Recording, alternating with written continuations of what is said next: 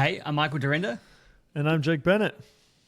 And welcome to episode 197 of the North Meet South web podcast. We're back again, folks. 197, going to be cutting it close to hit that 200 mark. We've got a week and a half to do it, to make it happen. We have to squeeze a few in here. We just have to do Laracon, 2 episodes, 3 episodes when we're in Boston. I know, that's going to be it. Yep, celebrate the 200th show. Record the 200th episode and then release it later. I love it. How you doing, man? You doing well? Good. Yeah, keeping well. The sun's out. It's still cold, but the sun's out. We haven't seen any rain for a week, which is nice. Nice. Good. It's enabled our builders to move on. Yeah, tell me what you got going on there. What do you guys working on at your house? Yeah, so when I, 15 years ago, 16 years ago now, as a young single bachelor, decided to build a house, I thought 4 bedrooms, a family room, a lounge room, big enough, plenty big enough, and plenty of room to partner up, have a couple of kids. What naive 21-year-old Michael didn't know was just how much cruft and toys and things children just accumulate, and you can never get rid of them, because even if they don't touch them for 6 months, then you go, I'm going to get rid of this stuff. They see you and they're like, "What are you doing with that? Why are you throwing out my favorite toy?" Got to do it when they're sleeping. We tried to start this process a couple of years ago, and our mortgages in Australia work differently to how I understand they work over there in the US, and I've got no idea how they work in Europe, so you'll have to excuse me. But when you get a mortgage in the US, the rate is the rate. Like it's for whatever it's fixed for the entire loan term. Yeah. Yeah, typically, So typically here, if you have a fixed rate, it's only for a certain number of years, usually no more than 5. And so other than that, your 30-year mortgage is on a variable rate. So in the beginning of 2020, every 5 years. It's sort of like every 5 years you kind of whenever they feel like it. Oh, geez. Yeah. On a variable rates whenever, and it's quite volatile at the moment with the state of the world and inflation, and oil impacts everything. So the Strait of Hormuz closes, the rates go up. Well, not quite that reactively, but it's had an impact where our interest rates have gone up 2 or 3 times this year.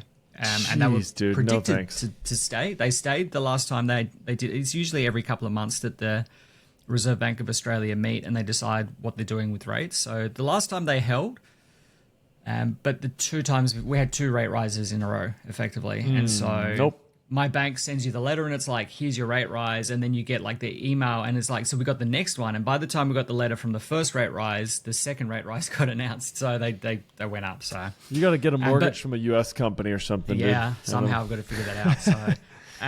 So in the beginning of 2020, my mortgage broker who reviews our home loan every 12 months came to me and said, we should probably fix the home loan now. Like this was before we knew anything about COVID or anything like that. And she said, the rates are really good at the moment. May as well lock now. So we're locked in for 4 years at 1.99%. And so that was a great get. Love our mortgage broker. She does fantastic work for us. And so when we kind of first started looking at doing this extension, we were sort of 6-7 months away from that rate ending, and there was a lot of volatility, and we didn't really know where it was going to go. We knew it wasn't going to go down, but we knew that it was going. We knew that it was going to be more than 1.99, but we didn't know how much more, and it was sort of trending 5-6% at that point. So yikes! We kind of decided, let's pump the brakes on the extension here. This was beginning of 2024, I think, and we thought we'll just wait and see what it looks like, what it feels like to go from 1.99 to ended up being 6.15 or something like that. So it was. It's a couple of $100 a week that it changed, and so we just waited, and then things started to settle down. The world started to behave itself. Interest rates started trending down, so we picked it up again last year, and we thought this is good. We'll commit to it, and just the act of waiting like 13 months ended up that the cost of materials and just natural cost of increase went up about $30,000 on what we had originally looked at for the extension, and Rhea and I said, look, we're just going to do it now, because if we don't do it now, it's not going to get any cheaper. It's not going to, and the rates started going down, and the mortgage broker said, yep, it's a good time. All of the analysts have consensus that things are going to go down in the right direction and all of that. So we did it, we committed to it, and then like a week later, the rates went up. There was, strikes on Iran. There was the Strait of Hormuz got shut, or the cost of oil went up, petrol went up, everything just went up. So we're like, well, we're doing it now. We're committed to it, but it's been a journey. So, and then we had issues with council, who decided in the last 15 years our house is now in a flood risk zone. So instead of building the extension and sort of like just building walls around the alfresco area that we had under the main roof, and just enclosing it and adding an extra room to it, they said, no, you can't do that. You have to raise the floor. No. Boy. And there was, the builder tried to work around it. They said, oh, we've got these other plans, and the council just gave them the boilerplate email. Nope, you've got to raise the floor. So we had to raise the floor 177 mil, which is, I don't know, like 6 or 7 inches. I can find out. 177 millimeters. It is 7 inches. Yep. Yeah. So yeah, we've got this, like, they came and they poured the concrete footings last week finally, so everything's underway, but it's ridiculous, and it's not high enough to, like, we can't put 2 steps there, because you'll forever misjudge it and you end up lifting your foot and then your foot comes down lower, because that's not where the step is. So I think we're just going to have this step there from our existing house to the new one, and then it steps down again to go onto the new veranda. Because we talked about the financing part of it, which you never looped me back. So like, you are building a new area outside. Yeah, is that so we're building a new area. Okay. So like a what we would call like a Four Seasons room. Is it open area? Yeah, so it's actually so the original plan was to enclose the alfresco and turn it into like a rumpus room, a kid's playroom, whatever you want to call it. Sure. And then to build a study on the back of that. Got it.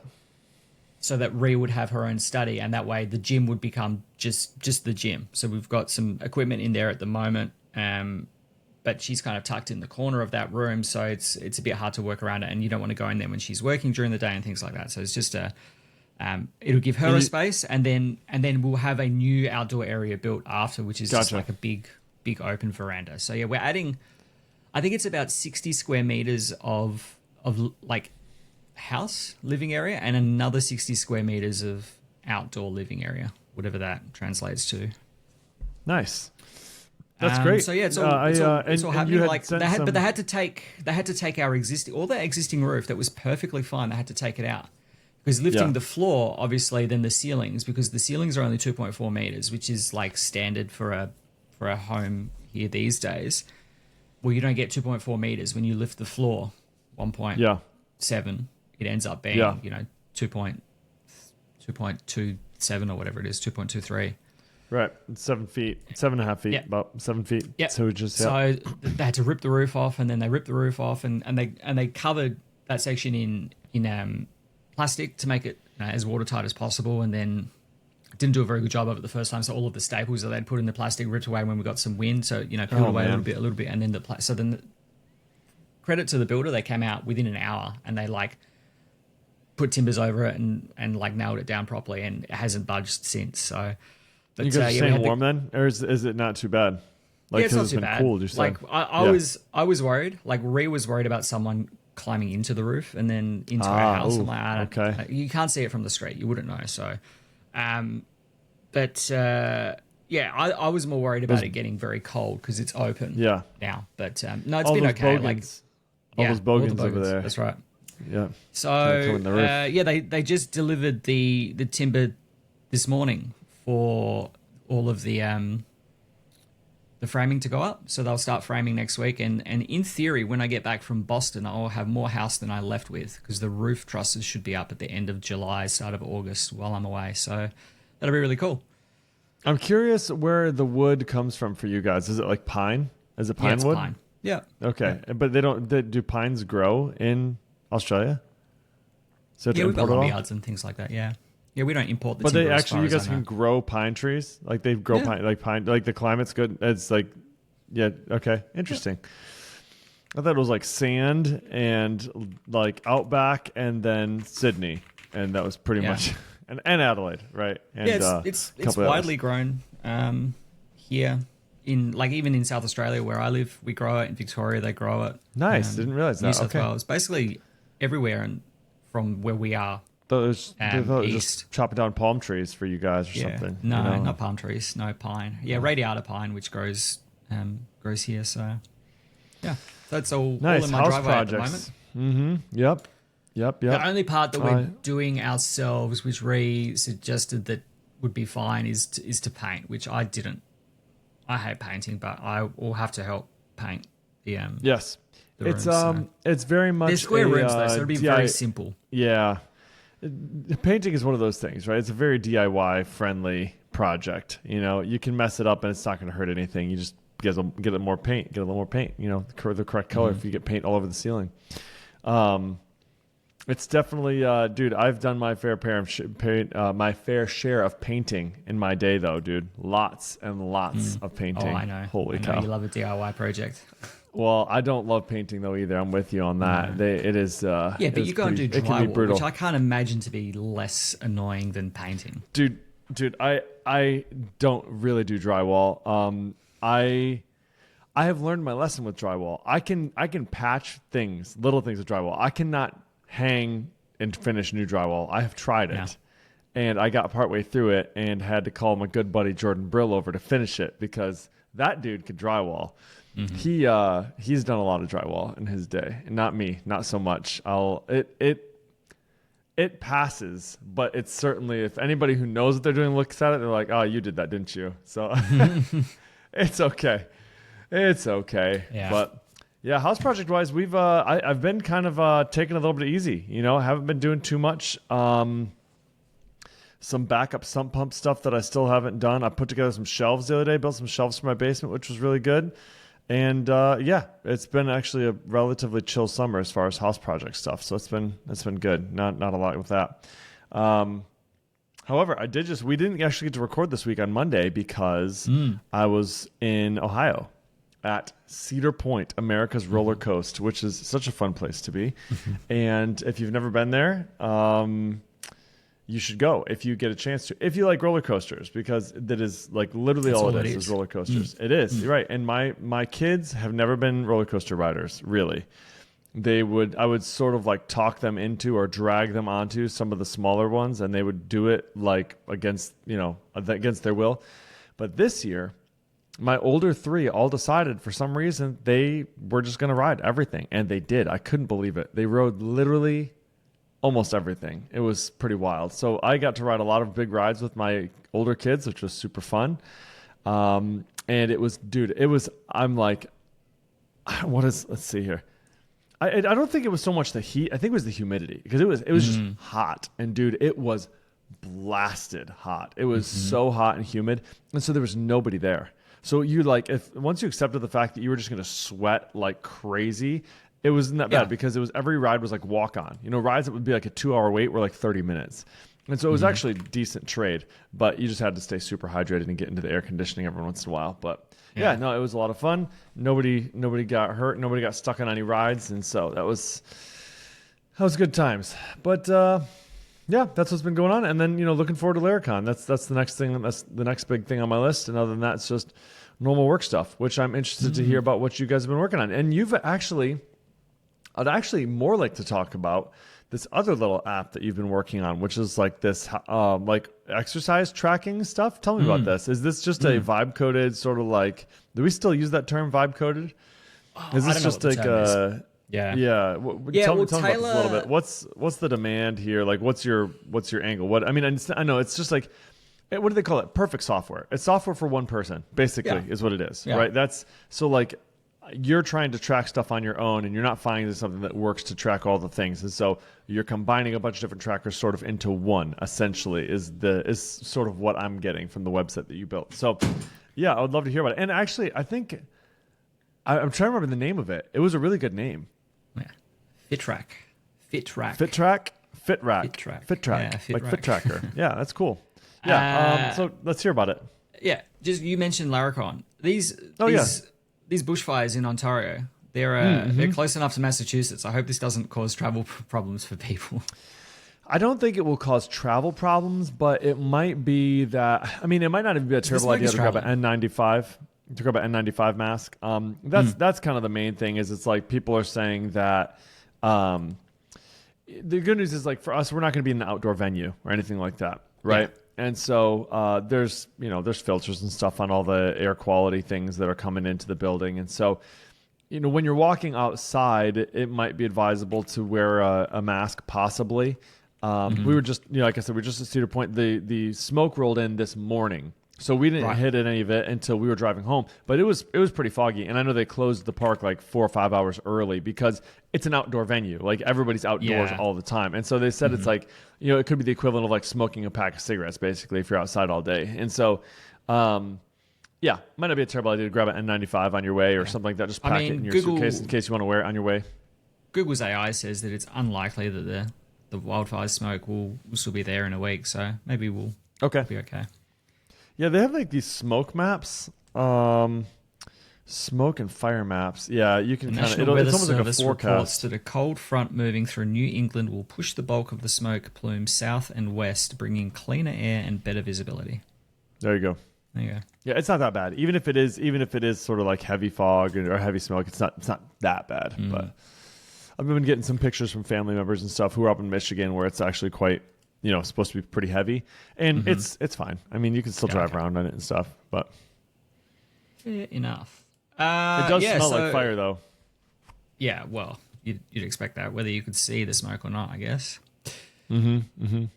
Taylor last weekend at the time of this recording put out a challenge, I guess. We want to see people shipping stuff on Laravel Cloud. What can you build this weekend and ship to Laravel Cloud? And the best prize. First up, the best prize was from a guy called Edwin, and he built like a Google Meet alternative, which looked really good.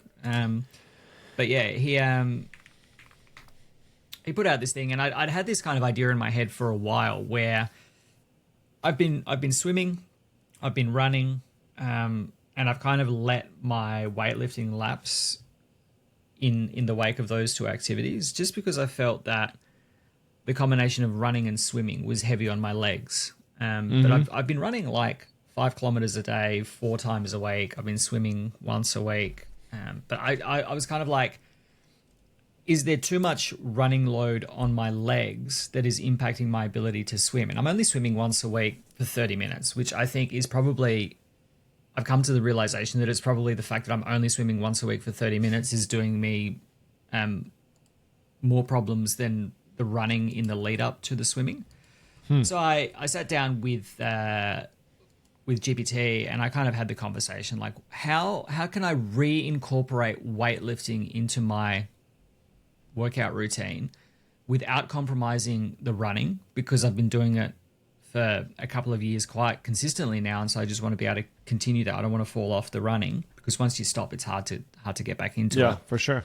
But I want to do weightlifting not necessarily from a strength perspective, but more from a support perspective. Like I only want to be doing weightlifting exercises that are in support of like upper body strength for swimming and lower body strength for running. So I don't need to be lifting heavy. I don't need to be doing heaps of reps. I just need something that I can do that will best benefit the kind of exercise that I'm doing outside of the weight room. And you're lifting to support the other exercise that you're doing. That's and I haven't done any of these 3 that you're talking about. I'm going to die at 50. Go ahead. Yeah. So I don't want to give up any of it. I think I'm never going to be a triathlete. I have no interest in doing that. But triathletes, it is possible to run and swim and weightlift in support of all of this. You can do these 3 things all together. And so I thought, what kind of exercises should I be doing? What kind of volume, what kind of weight should I be lifting so that I can still do swimming, but I also want to increase the swimming. So at the moment, I'm 1 day a week. I want to get to 2 days a week. Eventually, I want to do 3 days a week of swimming. I want to do 2 days a week lifting, which is where we landed with GPT. And I want to keep doing 5Ks 4 times a week. So I put together this program, and I can track it in Strava. I can track it in Apple Fitness. I can, there's all these apps that do all of this stuff, but I want to be able to track the program holistically, not just as like I did a swim today and I lifted weights today as a strength training thing, and I went for a run today as a discrete running exercise. I want to track the whole thing. And there's probably something out there. I could have Googled for it and found it, no doubt.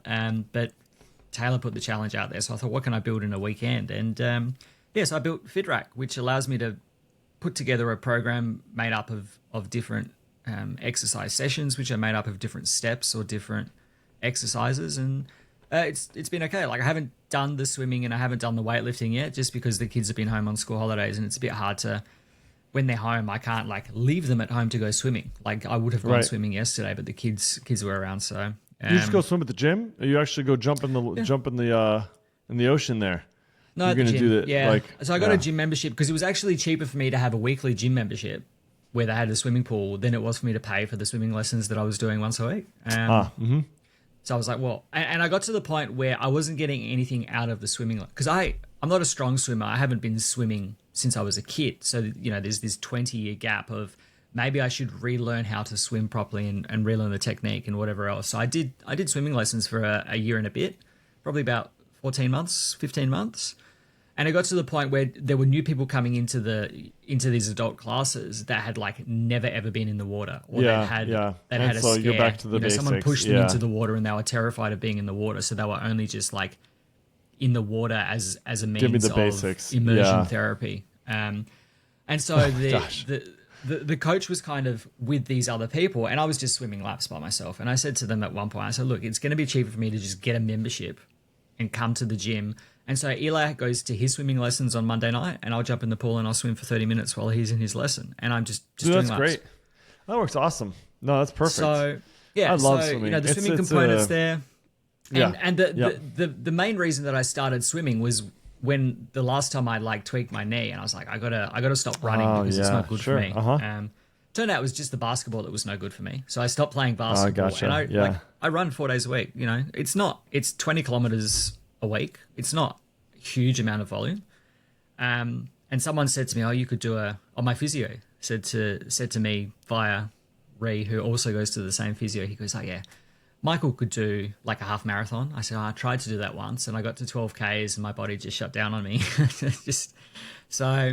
I jumped on I got the treadmill now as well, which is going in the gym. And I jumped on there on Saturday. I thought, how far can I run in an hour? Because my Apple Fitness goal for the month is 62 minutes of exercise. I'm like, well, how far can I get in an hour? And I just did like a casual cruisy pace, and it ended up being a touch over 9 kilometers.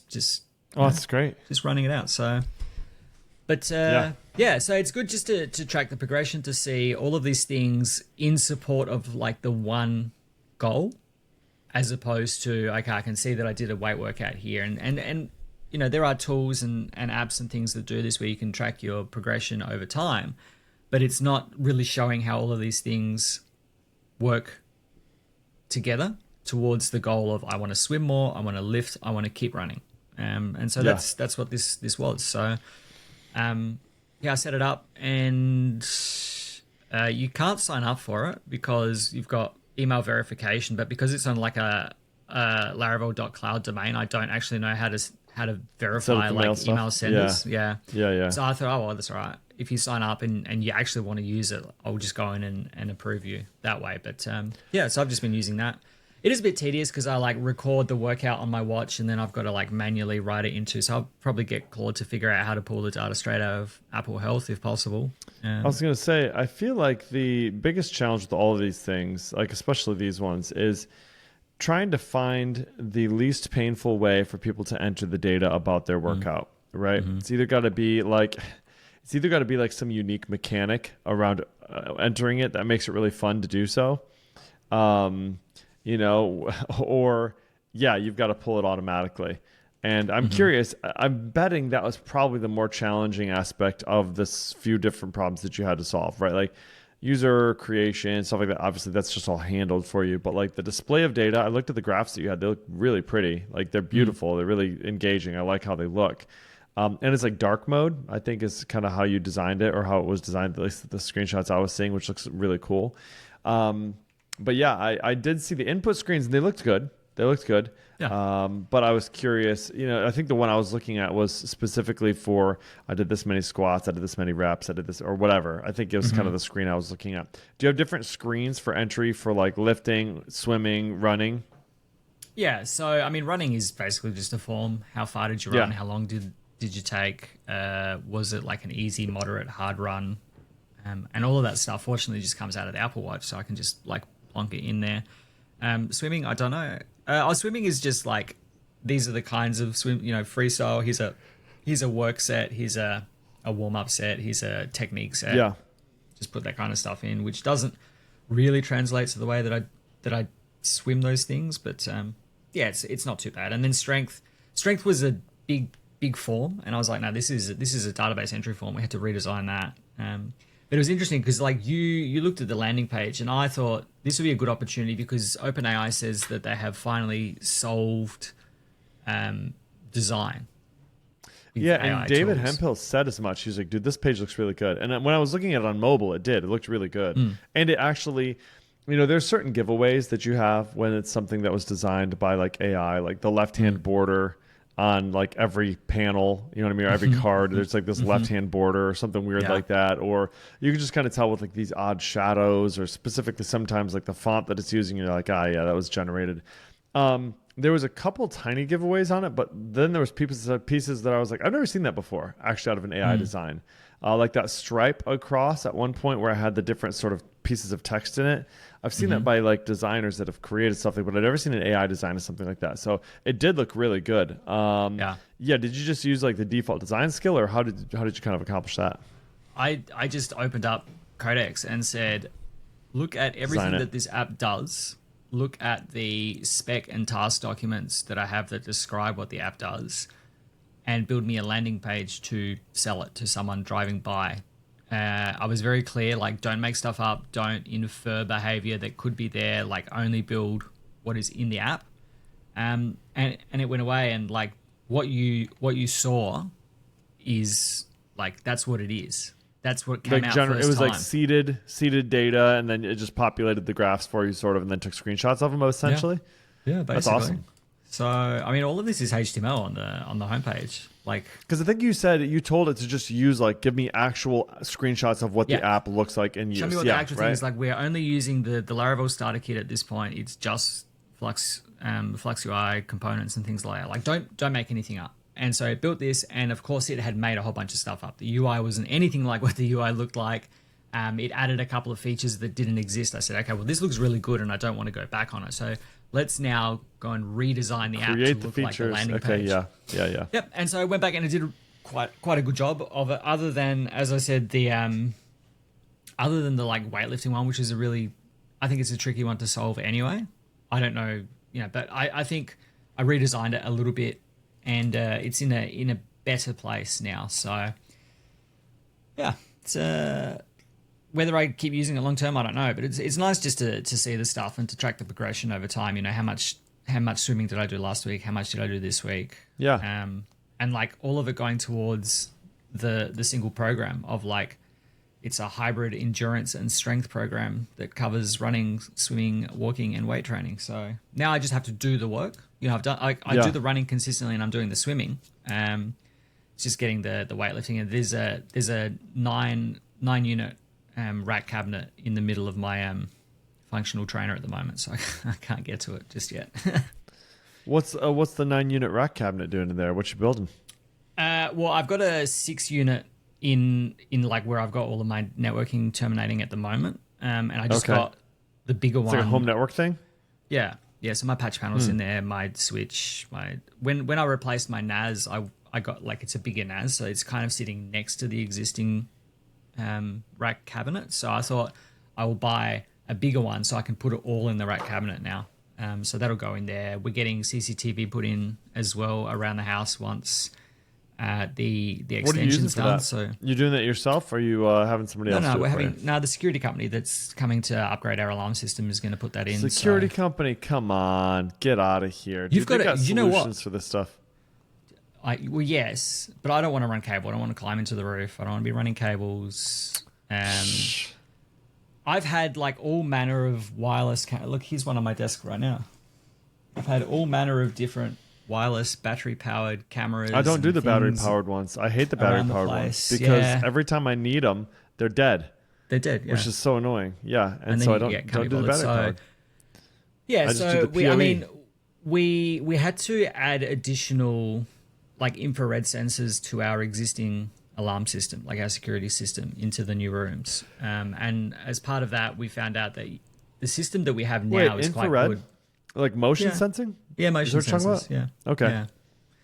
Yeah. It uses infrared for that? I didn't know that. Hold on. Well, I don't know, whatever it is. I don't know what it is. I don't know. I gotta look this up. Go ahead. Yeah, so we've got that at the moment. We needed to add 2 more, and the security company that we went to was like, the system you have is quite good, but it only supports 8 sensors, and you're going to need 9. And like, you have to go from 8 to 16, basically. There's no 10. And there's no capacity on our existing control unit to put on 2 more sensors. So, we looked at the new system, and the new system, they're all cloud connected, but they're also local. They've got local connectivity as well and APIs and things like that, so we can pull it into Home Assistant, which would be really good. But as part of that, then our alarm, our smoke alarm can connect to that, which means that we'll get if there's a fire when we're not at home, we'll get notifications on our, on the mobile apps, which is quite good. Yeah. And then I thought, well, we may as well just do CCTV at the same point and throw that all in there, and it's all connected and it can all fit into each other. So, yeah. But I spoke to an electrician here, who's my cousin, who's an electrician, who's going to do some of the outdoor lighting and fans and stuff for our veranda. Said, no, I can't. You have to be a licensed security contractor to do alarm systems in Australia. So he's like, I don't have that certification. You'll have to find someone. So I went and found someone. I mean, you can. To be clear, you can go to Amazon and buy like all that. What do they call it? An NVR, like a network video recorder, and you can connect cameras. If you even want to do that, you could just use the cloud, right? So Apple HomeKit has like their secure video storage now. Yeah. Which is pretty sick. You've got to find the cameras that support it, and of course, it's like 2 brands. Which I have. Yeah, but it's like because it's like 2 brands. Only one of them is sold in Australia, and because it's like Apple's special, it's astronomically expensive. So here's the deal: that is definitely how it was, because a couple of years ago it was the case that all the Apple stuff that integrated with HomeKit was insanely expensive or was a really big pain in the butt to set up. And Wyze was out there. WYZE. Wyze was out there as like this really affordable option for people who kind of wanted to run their own cameras and stuff like that. Totally fine. They were all plug-in, $20. But then there was like all these subscription things that they were kind of pushing, and it was just weird for a while there, where it was just, I don't know. I couldn't like. I feel like they changed their subscription a couple times. Like the streaming stopped working, and it was just annoying. I just could not get it to work correctly. And then I was like, you know what? I'm gonna buy the outdoor ones that are easily able to be put outdoors, and they have batteries and. I'll charge them once a month. They'll be totally fine. Never charged them. They would, every once in a while I'd charge them, but, one of them died. It was just a mess. Yeah. Anyway, I moved on, and I was like, okay, I'm not going to buy any new ones until I can find ones that actually work with HomeKit, and I'll just pay the price tag. Mm-hmm. But then, lo and behold, this new company entered the market called Aquara. And the first thing that I bought from them actually was a doorbell. Because my Wyze doorbell went to crap, and it just went trash. And it's like, of all the cameras I need, it's like I need that one the most. Aquara had a inexpensive option, and I was like, it says it integrates with HomeKit. I'll give it a shot. Dude, it integrated so easily with HomeKit, and I'm like, this is perfect. And then I just... like now I can see it in HomeKit. Because the other thing is my wife is sort of app allergic. She doesn't want to use a different app, right? Well, HomeKit is just on your phone. It just integrates directly. You get all the alerts. Yeah. I can share it with my kids. Anybody who's in my household for HomeKit, it can just see them, which is really nice. And so I bought that. And then I bought a couple others that were, for the outside of the house that were also plug-in because I didn't want the batteries. And then I was like, I think I can run these. I think I can run PoE to these. So I figured out how to do that. So now I have like 4 or 5 cameras all running PoE and then my doorbell camera, and they all integrate with HomeKit, and they were literally like $30 a piece, and they're outdoor. Nice. And they just work almost always. Every once in a while I have to like go unplug my PoE like little router thing and then plug it back restart in. Them all. Restart them all. Yeah. But it's like most of the time it works really well. And so I've been super pleased with that. If you ever need additional cameras that you kind of almost want to just manage yourself, Aquara is a good option. And then 2, it's all stored in the cloud. Like it works like almost perfectly. Apple HomeKit has never really disappointed me. It'll do face recognition if you want. It'll say like Graham's home, whatever. It's like sweet, So pretty cool. It works really well. Yeah. I think there's some options here to use like scripted or Homebridge. Yes. The cameras scripted. The cameras do expose the feeds over RTSP. So I can stream them. Scripted is a really good option. Yeah, so I can definitely stream these ones. I checked it. I'm like, if I'm spending this much money on this thing, then I want to make sure that it's going to do what I want it to do. Because I've got the Blink cameras, because they were like a low cost alternative to Ring, and they worked quite well. The batteries lasted a while, but it's just like when they go flat, it's like, I got to go and do that, and then I didn't do that. I haven't done that, and before you know it, it's like 6 months. I just don't want to think about it. I just want it to be on. Correct. So these are just all, wanted to work. The NVR is PoE. We can connect up to 8 cameras to it. It'll just like sit there and do its own thing, and then we can hook it into HomeKit. But it does like AI event tagging. So the camera will tag like that it sees a person that then gets marked on the recording. But we put like a 4 terabyte drive in there. It's like that'll give us all 4 cameras for like 6 weeks. That's plenty. And so it'll tag the event, so we can go and find the thing, and then the NVR does its own analysis over the top of it, so that you can just go and find like person on driveway kind of thing. So if anything happens at the front of the house or the side of the house, whatever, you can like go back and find the specific thing. Yeah. So That's pretty sweet though. Keen to check that all out. So but we can get it all into HomeKit. And like, we talked about this at the start of the year with my adventures of programming my air conditioning and all of that kind of stuff. That's right. With Claude, like the thing that really hooked me into using AI was, you don't even have to think about, like, you don't have to know, you don't have to spend the time on it. You just go, Claude, I've got this camera, it's running on this IP address, go and find the RTSP feeds, add it to Home Assistant, and it'll just figure itself out. Yes, so, it just works. Yeah, it's like, pretty you can do incredible. so much more of this stuff. I saw Kitze, who's speaking at Laracon, he like hacked his treadmill to like run to run like the non-closed source software on it, so it's just running Android under the hood. He's like hacked it, and he's cool. Built an app for his phone using Fable to like interact with it, so he's pulling all this data from it, which is a interesting thing. I have to ask him about it in Boston. That's pretty sick. Yeah, I would love to be able to use like the screen to, it's sort of like those, I'm sure there's people who have done this, but what are those? What were those like bicycles that they had? They're stationary bikes that were really popular. You know what I'm talking about? I do know the ones. They had the big screens on them. It started with a V. Was it a V? I don't think so. Well, this is riveting podcasting for everyone. Sorry.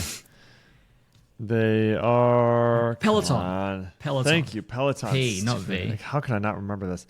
Peloton. Yeah, Peloton. They had a treadmill with a nice big screen on it. And it'd be really nice to just be able to watch, a movie or whatever. And I think maybe eventually they have like add-ons where you could do that, but whatever. That'd be really nice to be able to just like have my phone. We've got the treadmill. If you could do like CarPlay, if you could do a CarPlay on there or something, basically that'd be pretty cool. Yeah, we've got the treadmill in the family room at the moment because that's the only place we had space for it, pointed at the TV. And I discovered that Apple Fitness, like the guided instructor-led exercises, connects to my treadmill, and my treadmill connects to my watch. So I can track the exercise. I can see the like live output on the Apple Fitness, and it all connects, which works. It works really good. The downside I discovered is if there's like an older workout that you're doing and it's like dropped off their edge cache, it will like buffer and it stops, and eventually it decides I can't load this video, and it will just end your exercise. So there was like a run that I did a week or so ago where it just stopped and started so many times. I've got all of these like 5-minute lengths of exercise for the day. I'm like, I don't know how far I ran that day. It was certainly more than 5 kilometers though. It's like trying to integrate them all together, and when it realizes it can't, it's just like, I'm just gonna fail safe, drop this workout, right? Just like give up. Yeah. So yeah. Oh no, he had to use Codex for this, but he had a NordicTrack treadmill, which he'd hacked. Apparently, he found out that there's a camera built into the NordicTrack treadmill for some reason. But Codex made an iOS companion app that can now control the treadmill through Bluetooth, as well as a standalone Apple Watch app. Now to find a way to add profiles for me and my wife, and to automatically get a heart rate from the Apple Watch and store it in the fitness app.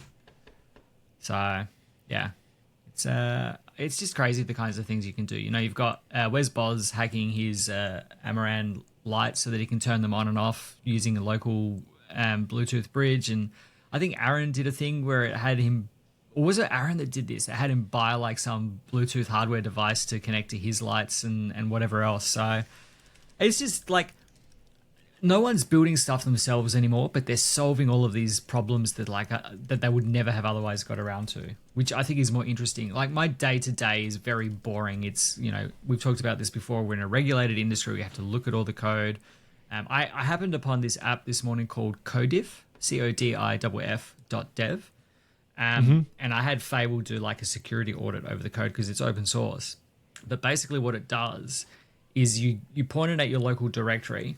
It gives you like a beautiful diff view, but it will also use your local Claude or Codex or whatever to then analyze the changes in that code or that PR or whatever, and it will provide you a summary, and it will group all the things together and then summarize all of it. So if you get yourself, because I mean, for those of us that are still reviewing code, those of us in regulated industries where we have to look at the code,